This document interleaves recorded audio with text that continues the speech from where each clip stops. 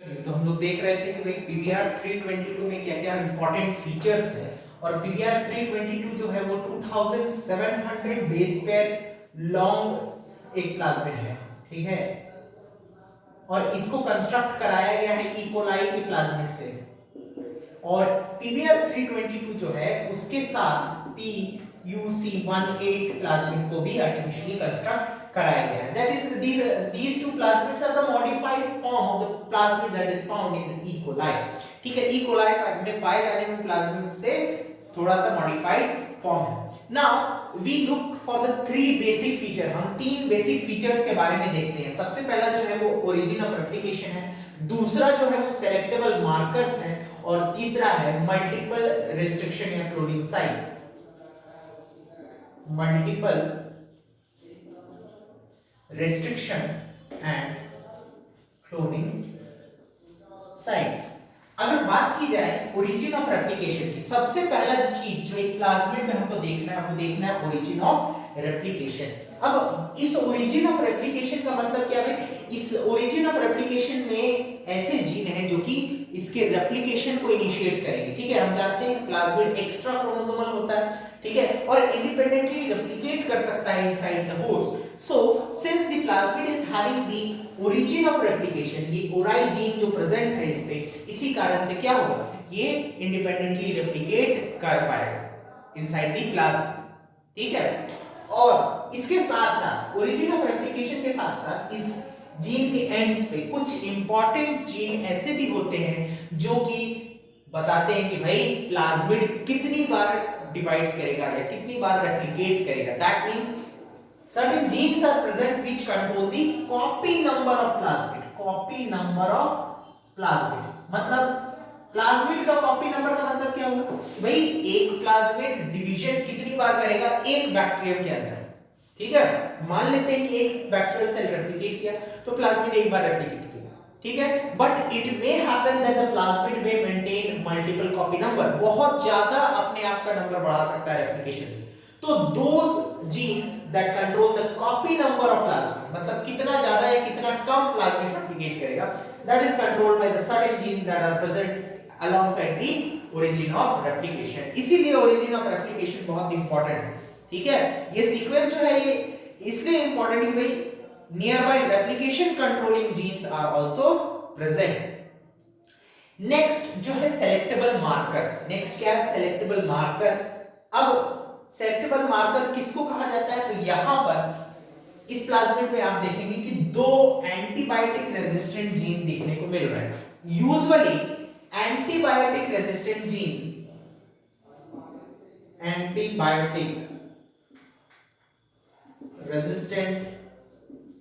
Jeans act as a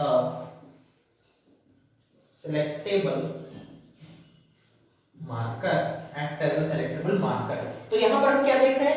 यहां पर ampicillin resistant gene और टेट्रासाइक्लिन रेजिस्टेंट जीन है। तो these two resistant gene provide resistance to the bacterium against ampicillin और tetracycline antibiotics, ठीक है। एम्पिसिलिन एंड टेट्रासाइक्लिन एंटीबायोटिक्स के लिए रेजिस्टेंस प्रोवाइड करता है, ठीक है।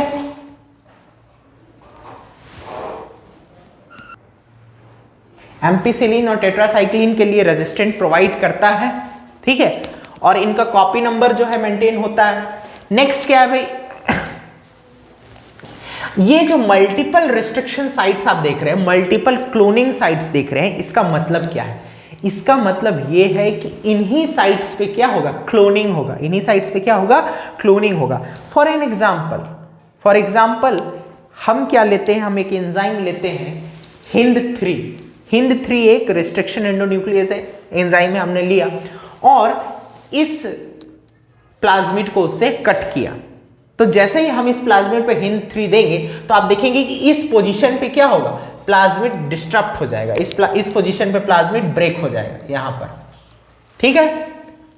और जैसे ही प्लाज्मिड ब्रेक होगा तो ये पूरा टेट्रासाइक्लिन रेजिस्टेंट जीन जो है क्या हो जाएगा? ये डिस्टर्ब हो जाएगा, ठीक है, क्योंकि इसका एक सेक्शन यहां से काम करना बंद कर देगा, एक सेक्शन हट चुका है, ठीक है, प्लाज्मिड ब्रेक हो गया, दैट मीन्स वो पूरा टेट्रासाइक्लिन रेजिस्टेंट जीन जो है वो काम करना बंद कर देगा। और इसी रेजिस्टेंट जीन के अंदर आप देखिए कि मल्टीपल क्लोनिंग साइट्स है, मल्टीपल रिस्ट्रिक्शन साइट्स है, हर एंजाइम के लिए अलग है। ठीक है, these are the names of the enzymes. ये क्या है, एंजाइम्स का नाम है जो कि किस पोजीशन पे एक्ट करता है। ठीक है, अब हमने क्या किया, हमने फॉरेन पीस ऑफ डीएनए लिया और यहां पर इंसर्ट कर दिया। फॉरेन पीस ऑफ डीएनए को भी हमने सेम ही एंजाइम से काटा, तो क्या हुआ, स्टिकी एंड्स जनरेट हुए होंगे और उन्हीं को हमने इस पे इंसर्ट किया, तो यहां पर आके वो इंसर्ट हो गए।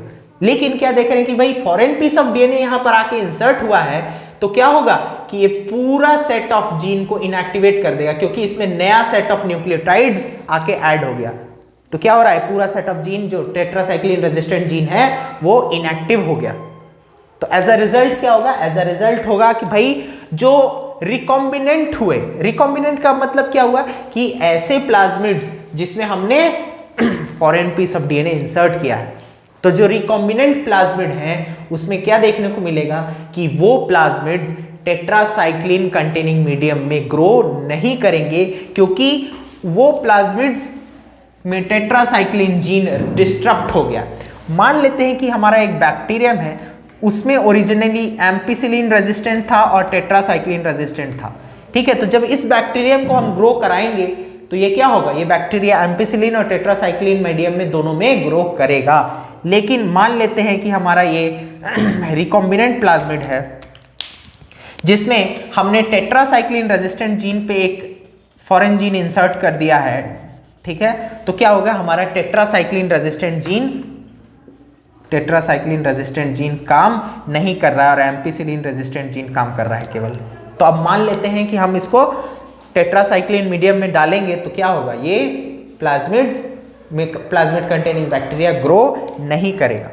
और मान लेते हैं एम्पिसिलिन में डालेंगे तो एम्पिसिलिन में वो ग्रो करेगा, क्योंकि उसके पास एम्पिसिलिन रेजिस्टेंट जीन मौजूद है। तो इसीलिए सेलेक्टेबल मार्कर इतना इंपॉर्टेंट रोल प्ले करता है। ठीक है, the plasmid has a selectable marker, normally genes encoding for antibiotic resistant act as selectable marker. इस बात का आपको खासा ध्यान रखना है कि जो एंटीबायोटिक रेजिस्टेंट जीन है, यहां पर आप देख सकते हैं this one and this one, these both genes are the antibiotic resistant gene। ये जो पूरा सेक्शन है एंटीबायोटिक रेजिस्टेंट जीन है ये पूरा, और उसी के बीच में मल्टीपल रिस्ट्रिक्शन साइट्स हैं, तो they act as a selectable marker. अब PBR 322 में दो सेलेक्टेबल मार्कर हैं, जैसे कि एम्पिसिलिन रेजिस्टेंट जीन और टेट्रासाइक्लिन रेजिस्टेंट जीन।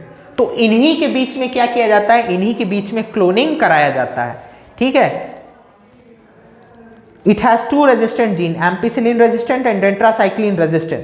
ठीक है, selectable marker is meant for distinguishing a recombinant from non-recombinant DNA। recombinant और non-recombinant DNA को डिस्टिंग्विश करने के लिए सेलेक्टेबल मार्कर यूज किया जाता है। जैसे कि यहाँ पर ये नॉन रिकॉम्बिनेंट है, इसी में किसी तरह का रिकॉम्बिनेशन नहीं कराया गया है, प्लाज्मिड को रिकॉम्बाइन नहीं कराया गया है, लेकिन इसमें क्या है, रिकॉम्बिनेशन कराया गया है, तो ये डिस्टिंग्विश हो जाएगा, क्योंकि ये जो बैक्टीरियम रहेगा वो दोनों मीडिया में ग्रो करेगा, क्योंकि इसके पास दोनों रेजिस्टेंट जीन है। लेकिन जैसे ही हम इस बैक्टीरिया को, रिकॉम्बिनेंट बैक्टीरिया को टेट्रासाइक्लिन मीडिया में डालेंगे, तो चूंकि उसमें टेट्रासाइक्लिन रेजिस्टेंट जीन नहीं है, वो उस बैक्टीरियम का डेथ हो जाएगा। ठीक है, तो ये बहुत इंपॉर्टेंट था PBR 322। नेक्स्ट क्लास में हम लोग बात करेंगे कि भाई क्लोनिंग और यूनिक रेस्ट्रिक्शन साइट्स और रिकॉग्निशन साइट्स के बारे में। फिर हम लोग बात करेंगे ब्लू व्हाइट स्क्रीनिंग के बारे में, एंड फिर देखेंगे कंपिटेंट होस्ट, मतलब ट्रांसफॉर्मेशन किस तरीके से कराया जाता है। ठीक है।